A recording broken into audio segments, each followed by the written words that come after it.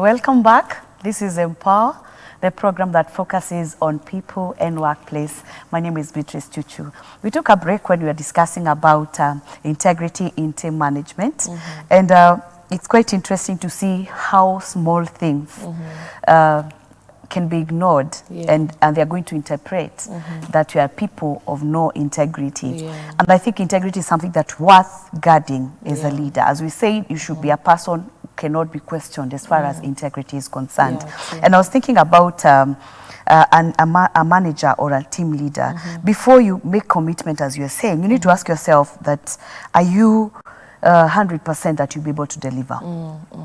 Because the moment you don't deliver and you're committed, then it questions your integrity. Yeah, that is so true. maybe as we finalize on that, as a manager who is struggling maybe with saying no, they should know it's also okay to say no, as we said, in matters of integrity. Be comfortable with it. Yeah, that is true.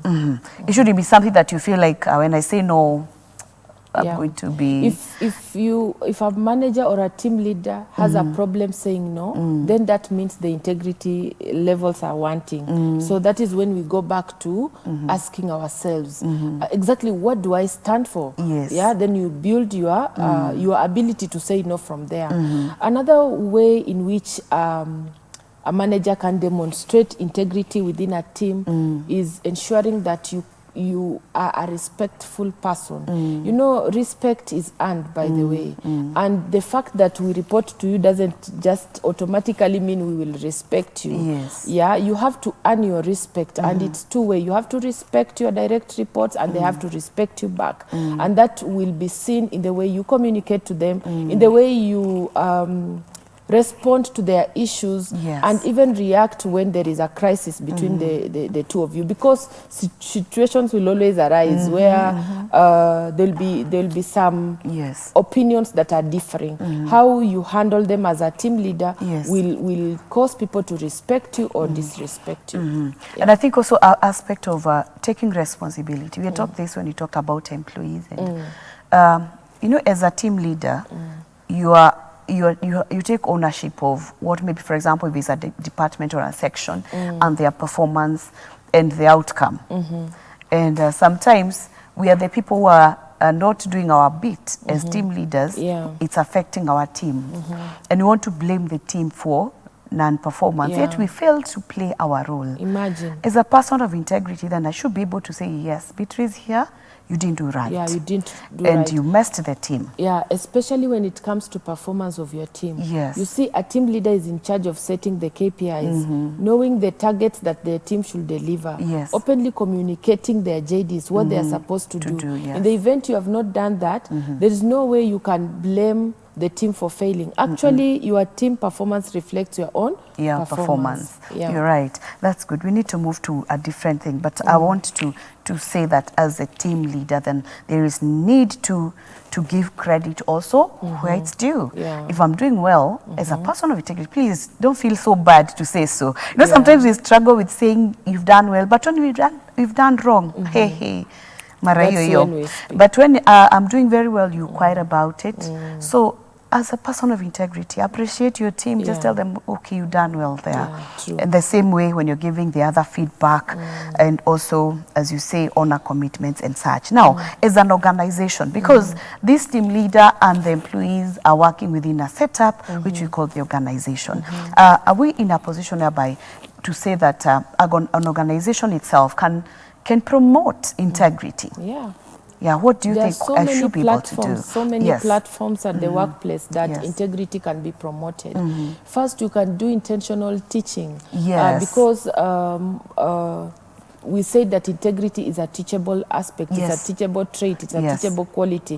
You can do intentional teaching, speak about it in forums, in staff meetings, in normal departmental meetings, speak about it and bring out the vice and replace it with the aspect or the trait of integrity that you want to mold. Wow. As you say that, I think I go back where we started last week, that most of the organization, they have put it as one of the key core values. Just go and even try to look at many values within many organizations. You find it, integrity always comes in. But people don't go to another step of, as you say, deliberately teaching people. that it comes into my DNA that as Beatrice, I'll do this because I'm a person of integrity, or I will not do this because I'm a person of integrity. Because I have come to embrace it, how it is applied within the organization. I'm able to see it within my job as a HR person, how I cannot compromise at all, and how if I don't do this, it shows I'm still a person of integrity. If I do this, I'm a person of integrity. I say that to agree with you. In matters of teaching, it should be actually deliberately done. A gap that I see in most organizations that I've networked with or worked with is that they're a bit more reactive to matters of integrity other than being proactive. In as much as they have well-posted core values, either just mentioning integrity as the word or a trait of integrity like honesty. You know, honesty is also part of integrity. They do nothing about it until it is demonstrated as a vice in a staff, then it comes up as a disciplinary concern. So I think organizations should be intentional, teach it, and be more proactive on integrity. And on top of that, that is then they need to practice it. Let it be practiced. Be it in whatever we do, whatever we say as an organization, and even when it comes to deal with customers, can we practice integrity? Because I look at it when it comes to customers, even the promises we make, even the SLAs we do, you know, and we are able to say this is, you know, service level agreements, even we agree on a certain price, but we don't want to keep that word. So as an organization, we are not practicing that integrity. And we are speaking to our customers. So can we practice it? Practice it in everything. And that brings us to our next point, is that leaders, managers should actually model integrity by themselves. The truth of the matter, whether we agree or we do not agree today on this show, is that managers are the ones that are in charge of shaping the culture of the organization. So if they do not model integrity as part of their culture, then they are actually doing nothing. So they should be able to model it. Be it on meeting deadlines, on all those aspects that they want. They should be able to model it. And I think as when we're discussing about team leaders and even individuals, we mentioned about communication. As an organization, what I think is you also need to embrace this open and honest communication as an organization. Do we have forums that we can communicate? Do we have channels that employees can easily pass information, or even you know, the way it flows up, down, or even amongst the peers? Is it well communicated? Are people aware of it? Because if you don't do that, however much you want to say, we need to embrace it, and it's not really there, is not well set by the organization, then this integrity bit may lack somewhere. Because we are now not engaging with employees. You see, engagement, it means that communication is both directions. It's not where leaders or managers have placed themselves in a scenario where the information is just coming from the top to the employees, but an engagement forum. And there are several engagement platforms at the workplace that can be created to foster integrity. You're right. And I think all of us, what we are talking about here, we want to this organization to be an organization that is even known, you know, because being a culture, and is a culture that we embrace of integrity. And you say the team leaders need to be in the forefront to do it, because you don't just tell us, do, but do fast. You know, we learn through observation, and actually observation is the best thing to learn from by seeing it done. Organizations also should be able to foster integrity by honoring their contractual agreements. By the way, there's so many organizations out here who do not embrace integrity at all, especially when it comes to what they committed, even in writing. When it comes to areas of even leave, by the way, simple things like leave. They wrote it, but they cannot honor. Bonus structures, benefits, any other benefit that is attached to the employee's salary, so that staff will always have no trust with the organization and they become disengaged and they become demotivated, then they start seeing senior leadership as liars because they are not honoring the contractual commitments that they put in their contracts. Wow, and I think that's quite interesting because most of the time you find that people will get contracts, but I don't know where maybe we never take it serious or why when it comes to matters of committing or matters of meeting what was put down becomes a challenge to us as employers. And I think it tarnishes our integrity. True. And there is need to ensure that we keep those contractual promises. Yeah, so you find that employees are stuck in that job because of the labor market trends such that even if I leave, I'll not find anything. So I'm just here to survive. But the truth of the matter is that they have already, what do we say, red lighted you that you are not actually an employer of choice.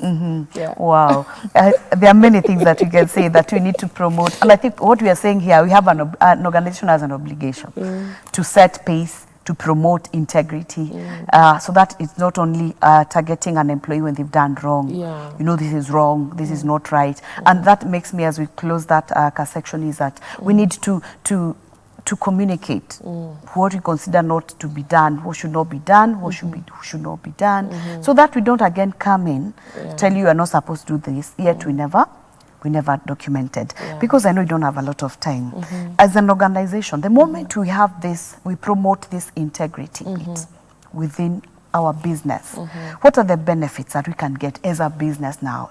When a business promotes integrity, it means that a culture of integrity is part and parcel of their DNA. That means that employees are well motivated because they know their promises are honored. They know there's open communication and feedback. They know they'll be corrected when they are wrong. So it nurtures innovation within that such organization. And when employees are happy, they'll serve clients better. It means they'll create good relationships with clients out there. So your brand always sells out there because your employee is always happy. That is, actually I agree with you. And customers value. I was talking to someone yesterday and he was telling me that the moment this organization, you were talking about a certain organization, the moment this organization gives someone a contract, they keep their word. And I was very happy to hear him say that. Once you get in there, you agree and terms up, be sure you'll work with them, provided you honor your side. And I loved that story because very few organizations, maybe some organizations miss more customers or repeat businesses because they failed to keep their word with the customers, not only with the employee, but also with the customer. Because the customer wants to work with people that they can trust. People that keep their promises. We deliver in 24 hours. Now, in case we are not able to deliver, we're able to communicate and tell you we are not able to deliver in 24 hours because of 1, 2, 3. So people highly regard you and they want to work with you. And by the way, what most employers do not know is that their own customers are able to market their products or services. Why? Because they know that this organization honors their commitment in whichever way that seems best for them. Wow, our time is up. What is your last words to our viewers as we finish the program?